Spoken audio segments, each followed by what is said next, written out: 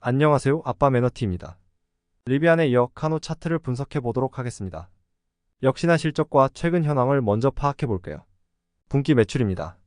3년 동안 매출이 발생하지 않다가 이번 3분기에 나사의 차량 세대를 인도하면서 첫 매출이 발생합니다. 그 사이에 비용은 많이 줄이고 있고요.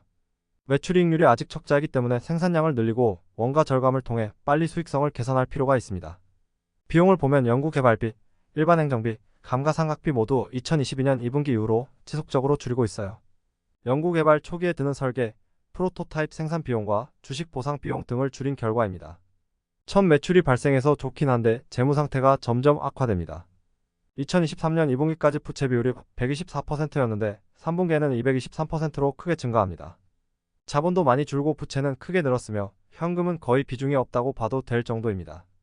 여기에 유동성 역시 안 좋은데요. 유동 비율이 현재 17%이지만 재고를 빼고 보면 더 나빠지겠죠. 유동부채가 상환일이 다가올 때마다 자금 조달을 받아야 되는 상황입니다. 분기간 현금 흐름표를 보면 영업현금 유출은 계속 줄이고 있고 연두색 재무현금은 지속적으로 유입되고 있습니다. 3분기에 78밀리언 달러를 조달받았고 다행히 10월도 45밀리언 달러 규모의 전환사채를 발행했습니다. 최대 150밀리언 달러까지 추가 투자가 가능하고요. 하지만 주식 가치가 희석되는 건 불가피해 보입니다. 이렇게 매분기 살얼음판을 달리는 느낌으로 자금 조달이 잘 되는지 확인이 필요합니다.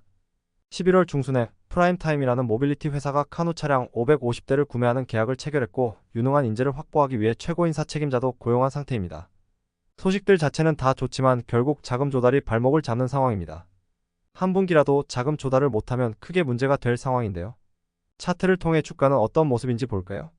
월봉입니다. 카누는 2020년 12월에 스펙 상장을 하게 되는데요.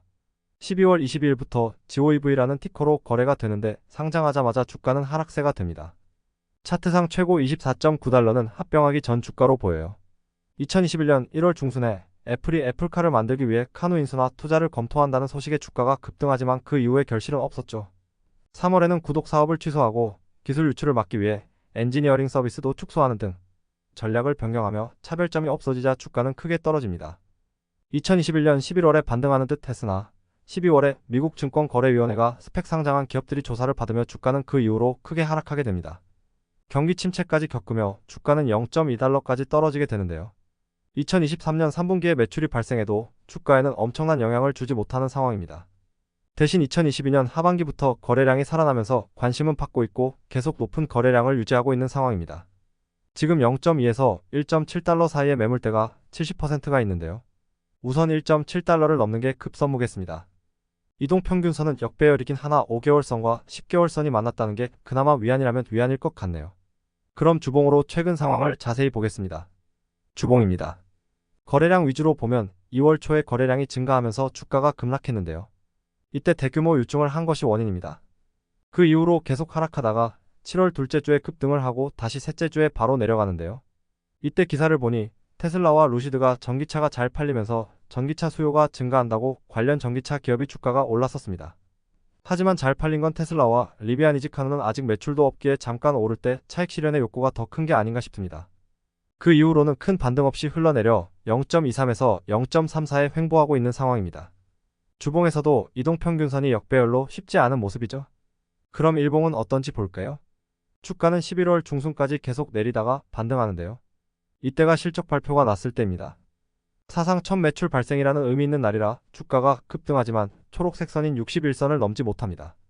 그 이후로도 잠깐 주가가 상승해도 61선을 못 넘고요. 12월 27일, 28일이 돼서 연속으로 5%, 6%의 상승을 보여줬는데요. 제가 생각하기엔 지금 0.23달러에서 지금까지 반등을 보여줬기 때문에 여기가 강한 지지선이 아닐까 생각이 듭니다. 그리고 28일에 6% 상승하면서 종가가 21선 위에 올라갔는데 약 한 달 동안 못 넘다가 처음 넘은 것은 의미가 있어 보입니다. 미국 시간 12월 29일 현재는 주가가 2.8% 하락해서 0.256달러에 있는데요. 여전히 21선 위에 있습니다.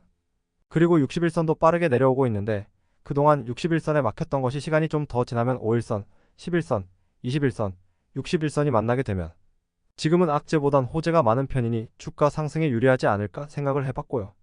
1차 지지선을 0.23, 2차는 0.2, 1차 저항선을 0.274, 2차를 0.31로 잡고 매수 가격별 예상 손실률과 수익률을 보면 0.25 이하에서 매수하면 좋을 것 같고요. 여기서 만약 최근 계속 눌려 있었던 0.274달러를 돌파하면 매수해보는 것도 좋아 보입니다. 이럴 땐 분봉도 같이 참고하시면 더 좋을 것 같습니다. 정리하면 지금 월봉이나 주봉으로는 정말 쉽지 않은 상황인데요.